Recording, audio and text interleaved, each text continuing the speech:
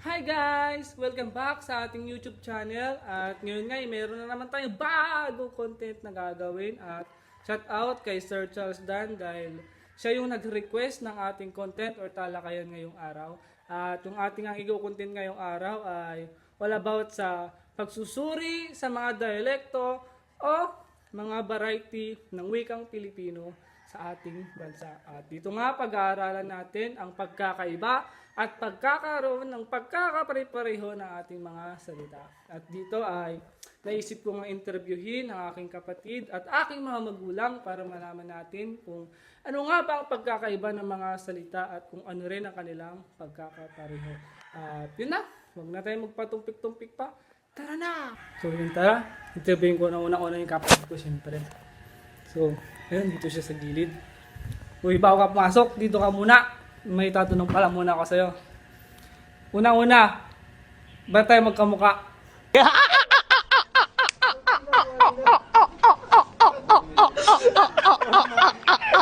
So yun na nga, magtanong talaga akong maayos. So yun nga, di ba marami tayong mga salita o mga dialekto?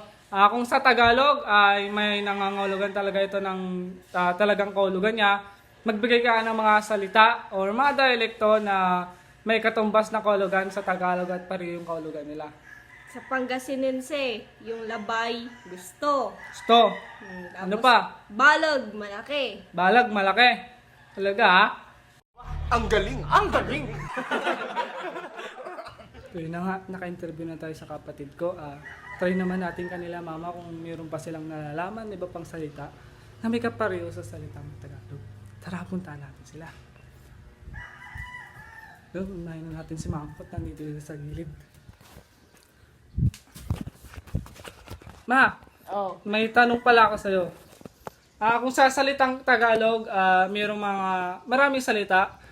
Sa Bisaya naman ano mga salitang alam mo na may kapareho sa salitang Tagalog. Katulad na lang ng sa Tagalog ay kain at sa Bisaya ay kaon. Na may kaparehong kahulugan na kakain. So sa Bisaya alam mo pang salita na meron kayaling tulad sa salitang Tagalog? Dagan, takbo. Takbo. Na nangahulugang tatakbo. Tatakbo. Tapos, tiil, paa. Tiil, paa. Paa. Na nangahulugang parte ng katawan ng tao na Tao. paa. Tiil at paa. So, tiil, sa Tagalog, Paa. Mm. Tapos yung kanina, yung takbo, Dagan sa Bisaya. dagan sa Bisaya. Na nangahulugang takbo talaga. Takbo. Ito talaga takbo. Ngayon, diretso naman tayo kay Papa ko, guys. Tanungin naman natin siya kung ano yung mga Ilocanong salita na mayroong kapareho sa salitang Tagalog. So nandito si Papa ko, guys. So pa, ano yung mga alam mong salitang Tagalog na may kapareho sa salitang Ilocano? Ilocano, kwarta. Kwarta sa Ilocano. Sa Ilocano, Sa Tagalog, pera. pera. Na nangungulugang literal na pera na pambili ng mga pagkain. Oh. Ano pa ang Ilocano pa? Ano pang Ilocanong kwan? Yung bigas. Anong sa Ilocano ng bigas? Bagas. Bagas sa Ilocano. Bagas sa Ilocano. Na nangungulugang bigas. Bigas. Na binibili sa palengke. Oh, sa Tagalog, bigas. Bigas. Yung sa bulinaw nga pa, di ba? Marunong ka rin magbulinaw. Oh, marunong din naman. Yung tubig. Ano yung tubig sa bulinaw? Tubig, ranom. Ranom. Ranom sa bulinaw. Ranom sa bulinaw. Ano Tubig pa? sa kwan. Tagalog. Tagalog. Yung isda. Yung isda, kuna. Kuna. Kuna sa bulinaw. Sa Tagalog, isda. Sa Tagalog, isda. Isda. So, yun. Thank you. So, yun guys. Naka-interview na tayo sa mga magulang ko. At yun nga, tutuloy tayo sa next interview natin na tatanungin. Ayun, puntahan na natin yung pinakalas. Ang pinakalas na interview natin ay nag-iisa at pinakamamahal kong jowa, syempre. Sige, lakas mo pa, pansin ka.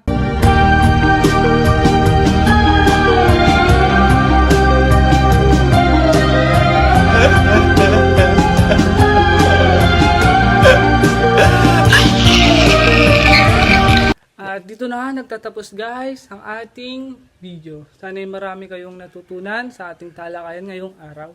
At isa nga lang naman ang ating matututunan sa video ito na kahit magkakaiba man ang ating mga salita o mga dialekto ay maaari pa rin itong magiging isa sa pamamagitan ng pagkakaroon ng iisang kahulugan.